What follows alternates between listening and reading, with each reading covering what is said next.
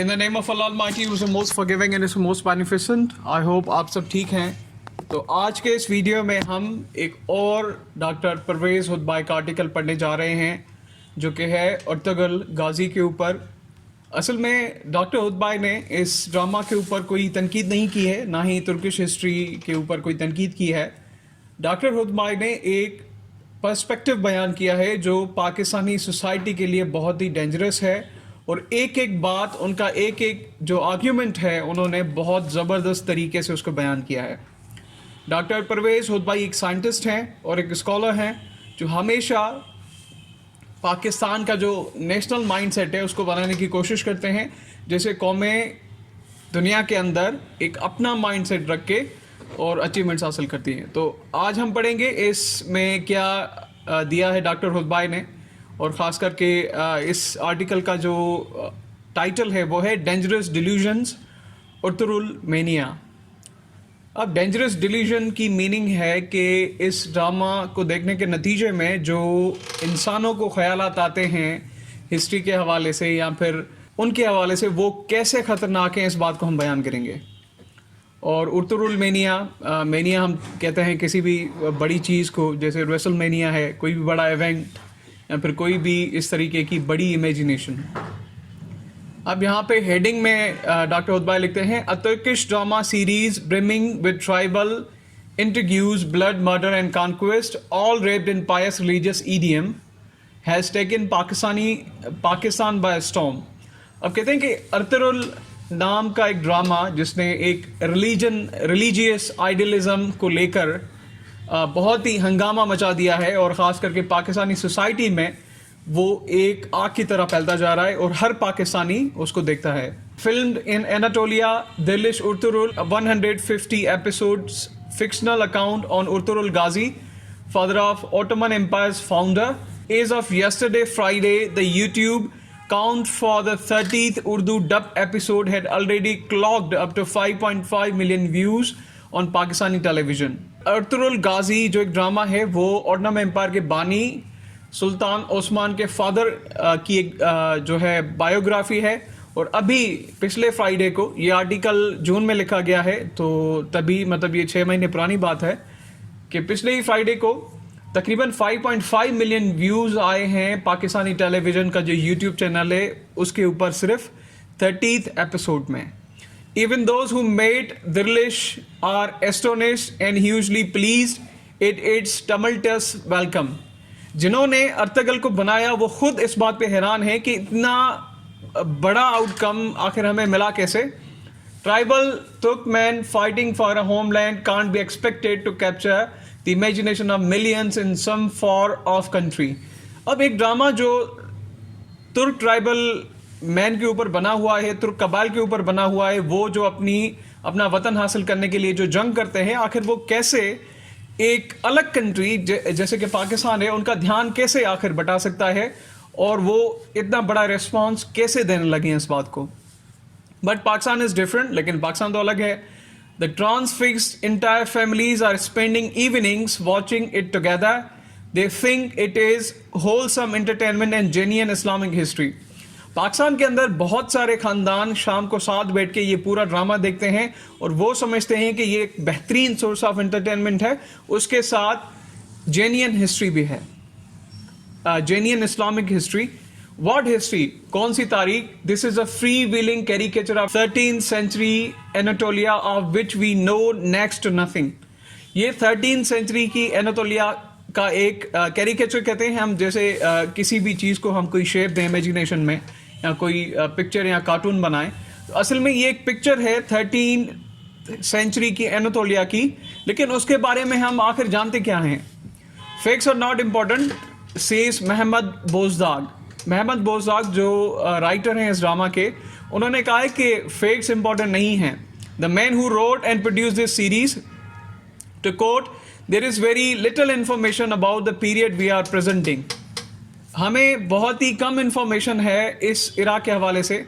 अब राइटर कहते हैं कि बहुत ही कम इंफॉर्मेशन अवेलेबल है इस ड्रामा के हवाले से, नॉट एक्सीडिंग 4-5 पेजेस, मतलब 5 पेजेस के ऊपर कोई भी तारीख मौजूद नहीं है अर्तुगरुल गाजी के ऊपर। Even the names are different in every source, और उन कैरेक्टर्स के नाम भी अलग हैं जहाँ जहाँ से सोर्सेज बयान हुए हैं अर्तुगरुल गाजी की तारीख के हवाले से.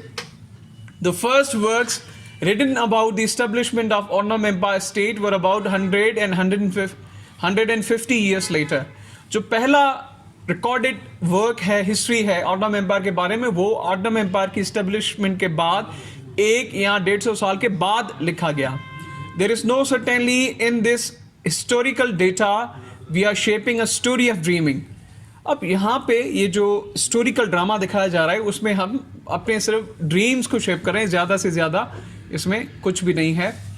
This serial is frankly propagandistic and ideologically motivated. It's beyond doubt. It has been manufactured for a purpose, but what purpose? अब यहाँ पे डॉक्टर उल्बाई कहते हैं कि ये एक आइडियोलॉजिकली मोटिवेटेड ड्रामा है और इसके मकासद कुछ अलग हैं. तारीख तो है, लेकिन क्या मकासद हैं उनको अब हम देखेंगे. और बहुत ही बेहतरीन तरीके से डॉक्टर उल्बाई ने लिखा है. वो क्रिटिसिज्म नहीं कर रहे हैं, लेकिन फैक्ट्स को मैच करने की कोशिश करें. Fact history fuels revivalist dreams, creates false hopes and suggests the way forward is through the sword.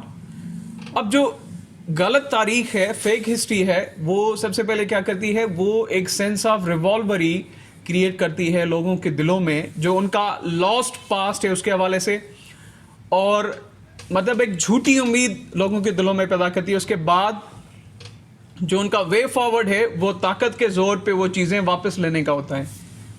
तो आगे एक टर्म है पैन इस्लामिज्म, वो आर्टिकल पढ़ने के बाद मैं डिफाइन करूंगा, फिर आपको ये सारी जिस समझ में आ जाएगी. If it seeks to project Islam as a religion of peace and counter Islamophobia, then the very opposite is achieved. अगर इस ड्रामे को बनाने का मकसद इस्लामोफोबिया को काउंटर करना है और इस्लाम को as a religion of peace show करना है, तो फिर तो बहुत ही अपोजिट मकासद अचीव हुए हैं इस ड्रामा के एयर होने के बाद. The first scene of the first episode begins with the sword making and sword sharpening in the background of nomadic tents. पहला जो सीन है इस ड्रामा का, उसमें ये दिखाया जा रहा है कि तलवार को बनाया जा रहा है, फिर तलवारों को जो है वो तीखा किया जा रहा है जंग की तैयारी के लिए, और जो उस ज़माने की टेंट्स हैं वो वहाँ पे सीनरी दिखाई जा रही है. The tribes adversaries are Christians and Byzantines whose bloodied bodies lie scattered here and thereafter every fight. उनके जो दुश्मन हैं वो क्रिश्चियंस हैं और बेजेंटीन्स दिखाए जा रहे हैं, जिनकी खून से लथपथ जो लाशें हैं वो हर फाइट के बाद दिखाई जाती हैं. The hero Ertugrul Ghazi not only beheaded several Knight Templars but also former associates from his tribe such as Kurdoğlu Bey, who he suspects of disloyalty. अब इस ड्रामा में अर्तुगरुल गाजी ना सिर्फ जो नाइट्स एंड टेम्पलर्स हैं उनके sir कलम करते हैं, बल्कि जो गद्दार कबीले में मौजूद हैं उनके भी सर कलम करते हैं, जैसे कि एग्जाम्पल दिया गया है कुर्दोगलो बे का. Should we be surprised of IS like organisations find this inspirational? क्या हमें इस बात से हैरत नहीं होगी कि IS लाइक ऑर्गेनाइजेशन जो हैं वो इस तरह के ड्रामास को देखकर और इंस्पायर होते हैं? Is glorifying the sword glorifying Islam? क्या ताकत को ग्लोरीफाई करना इस्लाम को ग्लोरीफाई करना है? Islam can surely be represented in ways more positive than putting a spotlight on power struggles within a tribal society. इस्लाम को बहुत ही बेहतरीन तरीके से पेश किया जा सकता है उसकी जो क्वालिटीज़ हैं उसके बुनियाद के ऊपर, बनिस्बत के एक कबीला है उसकी पावर स्ट्रगल को दिखा के. Far better would be to build upon Turkish scholars like Al-Kushigi, Taqi al-Din और Al-Jaziri. क्या ये बेहतर नहीं होगा जो तुर्किश स्कॉलर्स रहे हैं ज़माने में, बहुत बड़े स्कॉलर्स, उनके वर्क्स के ऊपर या उनके ऊपर ड्रामास बनाए जाएं? Without Islam's early scholars, the colorful tapestry of Muslim culture and Turkish culture as well would have been far poorer. Its claims to being a great world civilization and weak, unconvincing. अब यहाँ पे कहते हैं, ये यहाँ पे word use हुआ है colourful tapestry of Muslim culture. ये असल में बात की गई है पेंटिंग्स की, या फिर जो कल्चरल वर्क होता है वॉल्स के ऊपर, या जो भी हिस्टोरिकल वर्क्स हैं उनके ऊपर. तो उनकी जो हिस्ट्री, उनकी जो तारीख है तुर्किश की और कलेक्टिवली मुसलमानों की, क्या वो इतनी कमज़ोर है कि अब सिविलाइजेशन को साबित करने के लिए हमें कोई ऐसा सोर्स तलाश करने की ज़रूरत है जो लेस कन्विंसिंग है और कमज़ोर है। आगे कहते हैं, I suspect the list real goal is less about Islam and more to van Turkish nostalgia for a long lost empire. मुझे इस बात पे ताज्जुब है या शक है कि ये जो ड्रामा है अर्तुगरुल गाजी का, ये तुर्किश कल्चर को प्रमोट करने के लिए ज़्यादा है बनिस्बत एज कंपेयर टू इस्लाम को प्रमोट करने के लिए। Production demanded massive funding by the Turkish state. अब इस ड्रामा के अंदर बहुत बड़ी फंडिंग तुर्किश गवर्नमेंट की तरफ से भी की गई है। A horse farm was created, एक हॉर्स फार्म को भी बनाया गया है, together with a special zoo like area for the sheep, goats, nightingales and partridges that appear on the show. अब कलेक्टिवली बहुत सारे जानवरों को वहाँ पे रखा भी गया है, एक जू टाइप का एरिया बनाया गया है, जैसे कि इस ड्रामा को सही तरीके से पेश किया जाए, लेकिन वो गवर्नमेंट की सपोर्ट से हुआ है। A Hollywood stunt team was hired to train actors for the movies stage fights. Hollywood की एक स्टंट टीम को हायर किया गया था जैसे कि वो एक्टर्स को ट्रेन कर सकें वो सारे फाइटिंग सीन्स जो इस ड्रामा में रिकॉर्ड किए जाने थे। Erdogan and his family have repeatedly visited the filming site. Erdogan जो प्रेसिडेंट हैं तुर्की के, वो अपनी फैमिली के साथ बहुत सारे विजिट्स कर चुके हैं इस ड्रामा के सेट के ऊपर। Understandably, from within the bastions of Sunni Islam, the reaction to this blockbuster has been fiercely negative. अब यहाँ पे एक समझने की बात है, जो सुन्नी इस्लाम का क्लेम इस ड्रामा के अंदर किया गया है, उसको जब ये ड्रामा उन कंट्रीज में पहुंचा, जैसे आगे वो कहते हैं कि सऊदी अरेबिया एंड यूएई, तो उनको वहां पे नेगेटिव तरीके से टैकल किया गया है या फिर उनको सिंपली अपोज किया गया है कि ये ऐसी तारीख नहीं थी।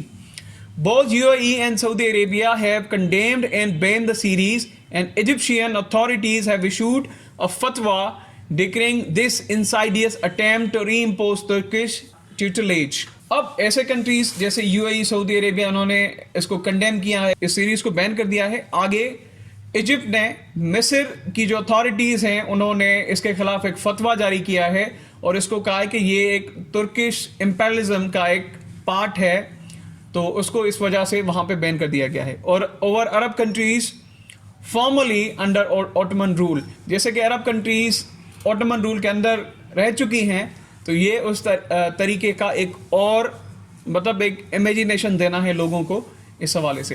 Currently Saudi Arabia is reportedly funding a $40 million counter series called मलिक-ए-नार, of which trailers have already produced.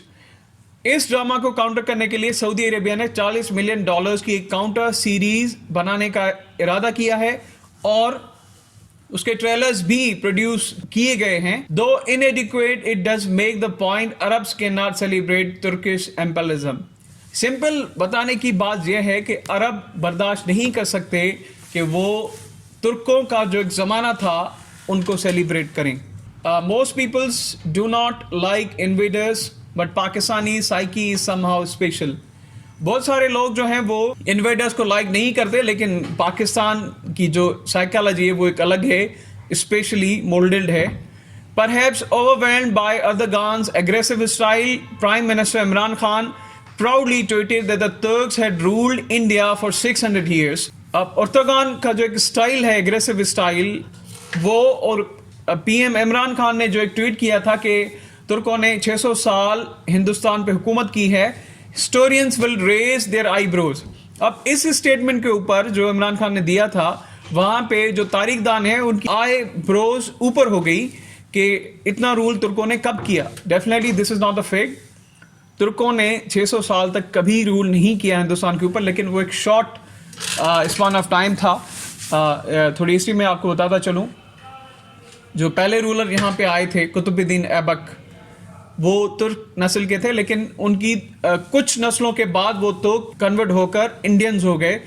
तो ये क्लेम करना कि 600 साल तक तुर्कों ने हिंदुस्तान पर राज किया है, तो ये गलत क्लेम है।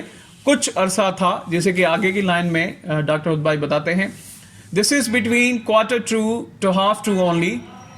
but it must be rare for the prime minister to have imperial rule over his land. अब ये एक थोड़ी सी सच्चाई है जिसको बड़ा चढ़ा के पेश किया है प्राइम मिनिस्टर इमरान खान ने, लेकिन हमारे प्राइम मिनिस्टर तो एडाप्टेशन के पीछे होते हैं और इस लाइन का मतलब यह है कि वो दूसरे कल्चर को इम्पोज करना चाहते हैं अपने ही लैंड के ऊपर. Khan is not alone. अब खान अकेला नहीं है इस मूवमेंट में. Pakistan celebrates all post 8th century invasions beginning with the Muhammad bin Qasim's conquest of Sindh in 1712 AD. Urdu novelist Naseem Hijazi's book, devoured by millions, are an ode to the Arab conquest of India. Like filmmaker Mehmed Bozdag, Hijazi's strength lay in creating imaginary unconstrained by facts. अब सिर्फ खान नहीं है, लेकिन बहुत सारे Pakistanis बहुत सारी conquest को सेलिब्रेट करते हैं और ख़ास करके एक नावल का उन्होंने जिक्र किया है कि एक नावल जो नसीम हिजाजी का एक बुक था वो बहुत फेमस हुआ था, अप्रिशिएट किया गया था मिलियंस ऑफ रीडर्स के हवाले से. तो ये जो असल में तारीख का जो पस मंज़र दिखाया जाता है वो एक सही नज़रिए से नहीं दिखाया जाता और फेक्स को वहाँ पे जो है वो अवॉइड किया जाता है, ये कहना है ऑथर का इस आर्टिकल में. और इनके नतीजे में जो इमेजिनेशन लोगों के माइंड में क्रिएट होती है वो सही नहीं है. आगे कहते हैं, how should one look at ancient invasions and imperial conquest. एक आदमी को कैसे देखना चाहिए जो पास्ट में कॉन्क्वेस्ट हुई हैं उनको.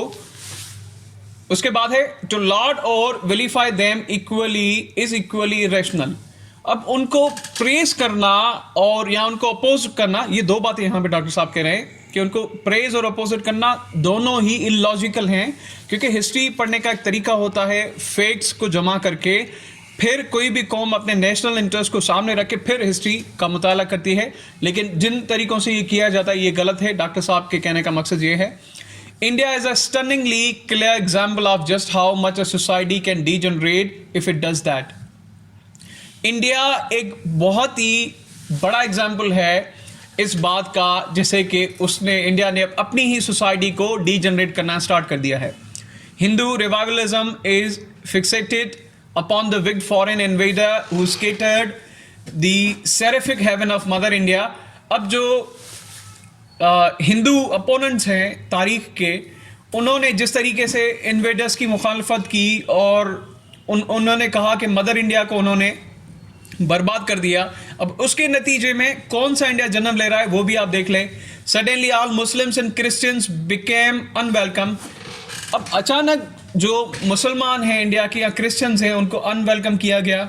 जी, as Narendra Modi's right hand man recently declared foreigners are termites infesting a poor man's grain store. Narendra Modi की जो पार्टी है आरएसएस बीजेपी, उनकी जो पॉइंट ऑफ व्यू है फॉरेनर्स के हवाले से, वो कहते हैं कि फॉरेनर्स कीड़े हैं जो यहाँ पे गरीब दुकानदारों के अनाज के ऊपर हावी होकर उनको बर्बाद करते हैं. But do Hindustan's mindless ideologues not know that all the human civilisations began in Africa and there is no such thing as son of Indian soil. क्या उनकी पार्टी को पता नहीं है, उनके माइंडसेट को पता नहीं है कि दुनिया की जो भी सिविलाइजेशंस हैं वो अफ्रीका में पैदा हुई हैं, और जो ये कॉन्सेप्ट है सन ऑफ इंडियन सॉइल, ऐसा कोई भी कॉन्सेप्ट एग्जिस्ट नहीं करता. That every single human society on earth today is a result of countless conflicts, wars and foreign invasions over the tens of thousands of years. दुनिया के अंदर जो भी सिविलाइजेशन है वो नतीजा है बहुत सारे कॉन्फ्लिक्ट्स का, जंगों का और फॉरेन इन्वेजन्स का. उसके हजारों साल बाद ये सिविलाइजेशंस बनी हैं. तो ये हजारों सालों की तारीख है. इस बात पे अड़ जाना कि यही है तो ये बहुत गलत बात है. And even precision DNA test can not tell the difference between Hindus and Muslims. These basic lessons are for all, not just Pakistan rulers.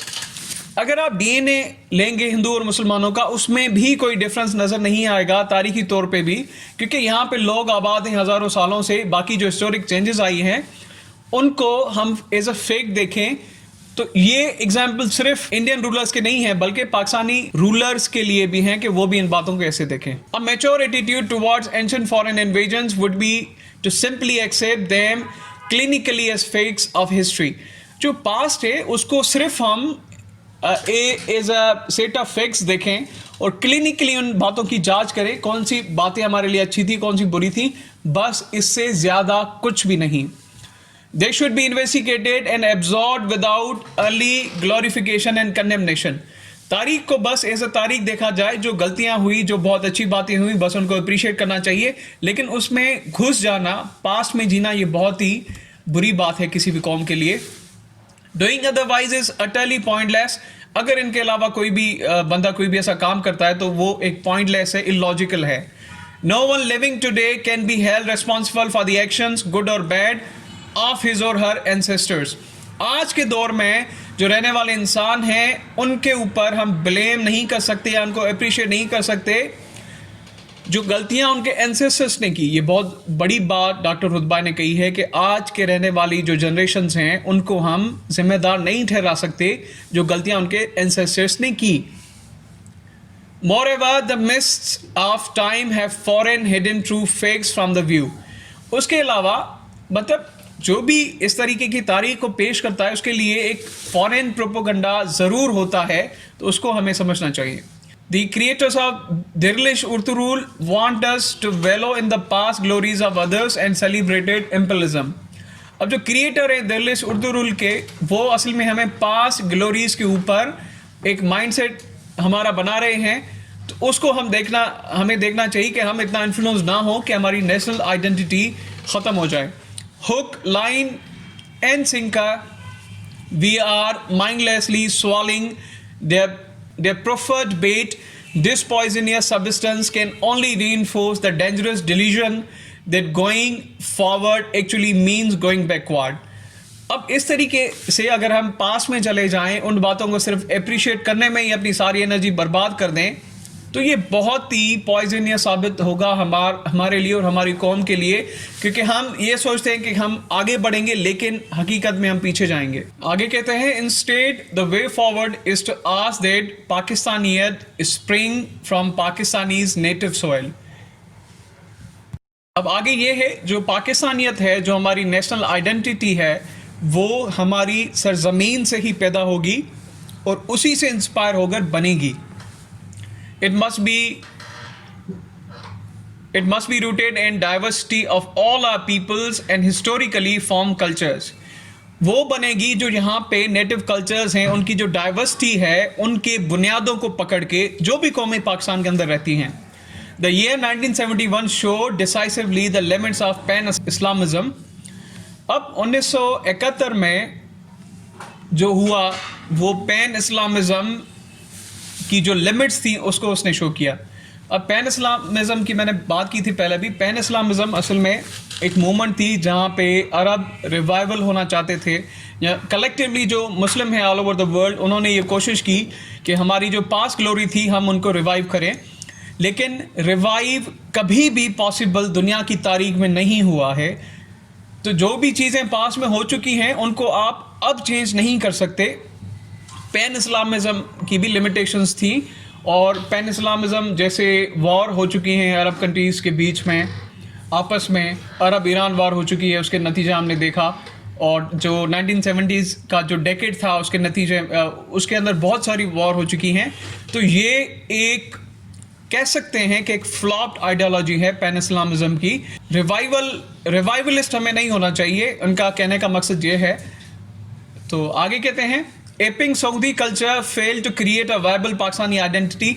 जैसे कि सऊदी अरब ने बहुत कोशिश की थी कि अपना ही कल्चर बनाए हम पाकिस्तानी आइडेंटिटी के अंदर, लेकिन वो भी फेल हो गए. एपिंग तो की want get us much further. और यही बात है कि अगर तुर्की भी ऐसा करना चाह रहा है तो वो भी फेल होंगे और हम भी फेल होंगे. Instead, as a strong national identity can emerge only if Pakistan embraces pluralism, accepts that Punjab is just another Pakistani province, and helps all citizens achieve a sense of belonging based upon a commitment to the equality and justice. अब यहाँ पे बहुत बड़ी बात doctor रुतबा ने कही है. वो कहते हैं कि हमें अपनी नेशनल आइडेंटिटी के लिए अपने ही सॉइल से जो यहाँ पे बहुत सारी सोसाइटीज़ हैं उनको रिकग्नाइज करना पड़ेगा. उसके अलावा पंजाब को पाकिस्तान का एक प्रोविंस समझ के उसको जो बाकी सूबे हैं उनको भी इक्वली सिटीजन्स देखने के बाद हमें भी उनको एक सेंस ऑफ आइडेंटिटी देना होगा। उसके नतीजे में ही हमारी कौमियत बच सकती है और वो बराबरी और इंसाफ से बनेगी। ये एक बहुत ज़बरदस्त आर्टिकल था। आई होप आप समझ गए होंगे। ये थोड़ा सा लेंदी था लेकिन बहुत ज़बरदस्त आर्टिकल था। डॉक्टर परवेज़ हुद भाई बहुत बेहतरीन कॉलमिस्ट हैं और उनके जो आइडियाज़ हैं वो अप्रिशिएट किए जाते हैं पाकिस्तानी यंगस्टर्स की तरफ से। डॉक्टर परवेज़ हुद भाई बहुत सारे आर्टिकल्स लिखते हैं जो रॉन्ग डूइंग्स हैं पाकिस्तानी सोसाइटी के अंदर, उनको ख़त्म करने की उनकी कोशिश होती है। So I hope that you have got it. Thank you so much.